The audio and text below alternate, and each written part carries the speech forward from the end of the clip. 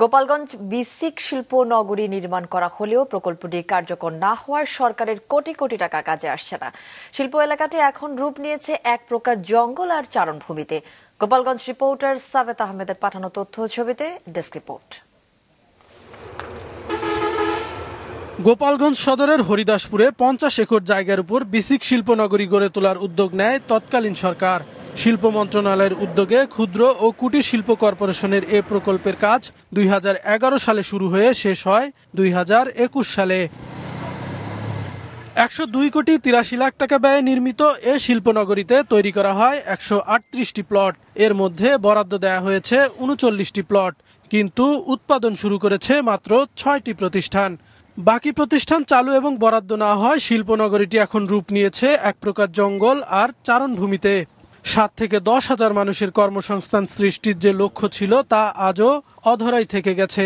অনেকে প্লটগুলো দেশে দেওয়ার পরে যে কার্যক্রম হচ্ছে না, যে ওই কোটি কোটিটা শত শত কোটিটা সম্পদ অকাজেও পড়ে রয়েছে। বেসিকটা চালু হলে আমাদের গ্রামের বা এলাকার বেকারত্ব দূর হতো, তারপরে দোকানপাটে লোকজন আনাগোনা বেশি হতো, বেচা কেনা বেশি হতো।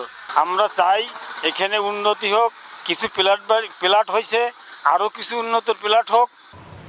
অন্যদিকে কর্তৃপক্ষের দাবি বিসিক শিল্পনগরী ও ঢাকা খুলনা মহাসড়কের মাঝখান দিয়ে প্রায় 20 ফুট উঁচুতে অপরিকল্পিতভাবে রেললাইন তৈরি হয় উদ্যোক্তারা বিনিয়োগে অনাগ্রহী হয়ে পড়েছেন।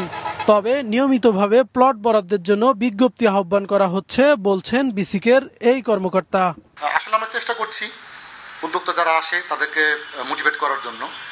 তারা বিভিন্ন উদ্যোক্তা বিভিন্ন সময় বলে যে শিল্পনগরীর যে এরিয়াটা সেটা আসলে হাইওয়ের সাথে হলে ভালো হতো। হাইওয়ে এবং যে শিল্পনগরী তার মাঝে রেলওয়ে হাইওয়ের থেকেও উঁচা, তো এইটা পণ্য পরিবহনে তাদের একটু প্রতিবন্ধকতা দেখা দেয়, তারা এটা অভিযোগ জানায়। পুরোদমে বিসিক শিল্পনগরী চালুর দাবি স্থানীয়দের। মাছরাঙা নিউজ ডেস্ক।